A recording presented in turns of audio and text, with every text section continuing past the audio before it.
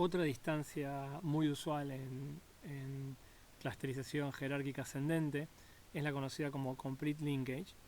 que en vez de mirar la distancia del mínimo, mira la del máximo. Esto es, de nuevo, si yo tengo que calcular la distancia entre el clúster L y la unión del clúster I y J,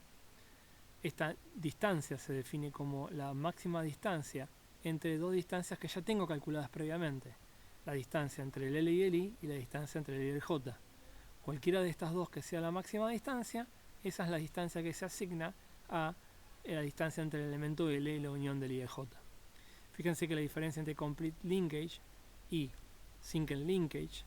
es reemplazar el funcional mínimo, en este caso del single linkage, por el máximo en el complete linkage. La diferencia que produce en la clusterización el optar por una métrica o la otra a veces puede ser muy grande, porque lo que podemos pensar un segundito es esta idea intuitiva en la que se ve en el gráfico. Cuando miramos la distancia de single linkage entre clusters, si pensamos que los clusters tienen una cierta cantidad de elementos internamente, al tomar el mínimo, de alguna manera lo que estamos haciendo es caracterizar la distancia entre los dos clusters como la más chica distancia que pueda encontrar entre dos elementos de ellos.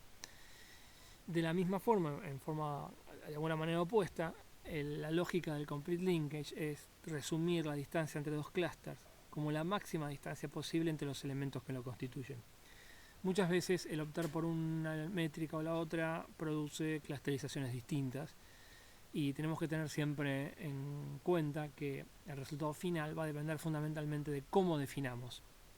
nuestras métricas. Y las métricas, fíjense que las métricas son dos. Hay una métrica que es la métrica original, con la cual se definen las distancias entre los elementos originales, mis n elementos originales. Y la otra métrica es cómo calculo para utilizar en el recómputo de la matriz de distancias, cómo redefino la distancia entre un clúster y la unión de otros dos clústeres. Con esas dos métricas estoy hecho, porque arranco el problema con la matriz de distancia utilizando la métrica original entre objetos, y cuando tengo que hacer el primer recómputo, lo único que necesito es utilizar esta definición que me da la distancia entre un elemento